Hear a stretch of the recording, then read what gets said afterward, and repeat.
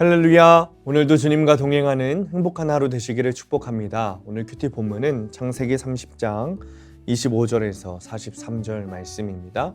오늘 큐티는 매우 번창하였더라 라는 제목으로 야곱이 라반과 품삯을 정하는 내용입니다. 말씀 질문입니다. 왜 야곱이 번창하게 되었나요?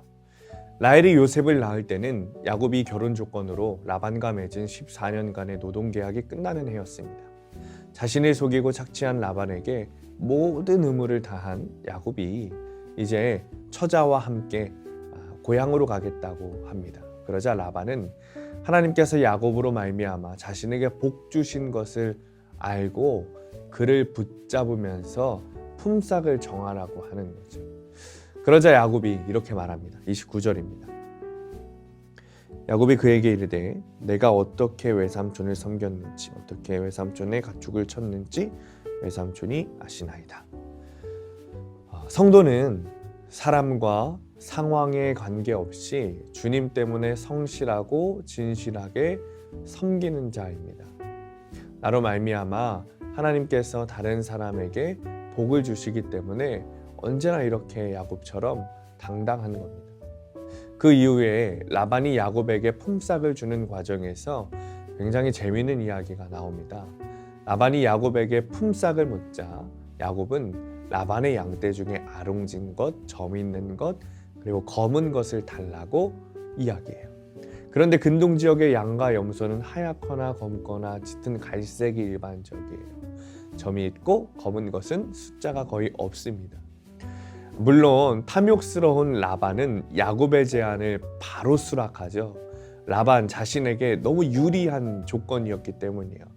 그럼 야곱은 왜 이렇게 했던 걸까요? 자신에게 불리한 계약을 왜 본인 스스로 제안하는 걸까요?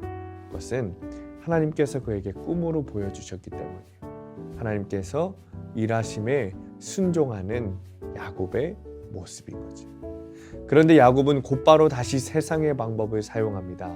양떼 계약을 체결한 그날 라반은 자신의 짐승에서 얼룩진 것을 빼내서 자기 아들들의 손에 맡깁니다. 그리고 야곱으로부터 3일길이나 떨어진 곳에 맡겨놓는 거예요.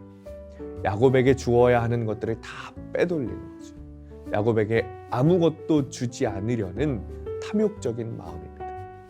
그런 라반의 모습에 야곱도 세상적인 꾀를 냅니다. 나무 껍질을 벗겨 물에 넣어 먹도록 합니다. 하나님께서 라반의 양떼를 주실 것을 믿었지만 야곱은 또다시 세상의 방법으로 자신의 일을 성취하기 위해서 애를 쓰는 거예요. 세상적인 방법을 의지하는 거죠. 그럼에도 불구하고 하나님께서는 이렇게 흠 많은 야곱을 그분의 주권적인 은혜로 축복하여 야곱을 번창하게 하셨습니다. 적용 질문입니다. 나를 속인 라반이 또다시 나를 속인 일이 있습니까? 나의 믿음이 온전하지 않지만 그럼에도 주께 붙어있는 나에게 주님이 주신 축복이 있습니까? 오늘의 원포인트입니다.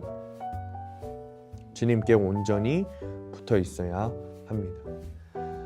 우리는 여전히 연약해서 넘어지고 흔들릴 때도 있습니다. 주님의 방법을 사용해야 된다는 것을 알면서도 세상적인 방법을 계속해서 구합니다. 그러나 중요한 것은 그럼에도 불구하고 계속해서 주님께 붙어 있도록 해야 되는 거예요. 주님께 붙어만 있다면 연약한 나도 계속 죄 짓는 나도 연단하시고 연단하셔서 세우시고 사용하십니다. 오늘도 주님께 붙어 있어서 나의 연약함을 통해 사용하시는 일들을 경험하시기를 축복합니다. 기도하겠습니다. 주님, 하나님께서 라반의 재산을 야곱에게 주실 것을 꿈을 통해 야곱에게 말씀하셨지만 야곱은 결국 다시 세상의 방법을 사용합니다. 결국 다시 죄를 짓고 또 넘어지고 또 무너집니다. 그러나 주님께서는 그런 야곱도 들어 사용하십니다. 계속해서 연단하시고 계속해서 깨우치게 하시고 계속해서 말씀하셔서 자신의 죄를 알게 하시고 회개하게 하시고 그리고 결국에는 그를 들어 사용하십니다. 하나님, 우리도 연약합니다. 무너지고 흔들릴 때가 많습니다. 그러나 주님께 계속 붙어 있겠습니다. 주님 우리를 연단하시고 사용하셔서 주님께서 세우시는 존재로 인도하여 주옵소서. 예수님의 이름으로 기도합니다. 아멘.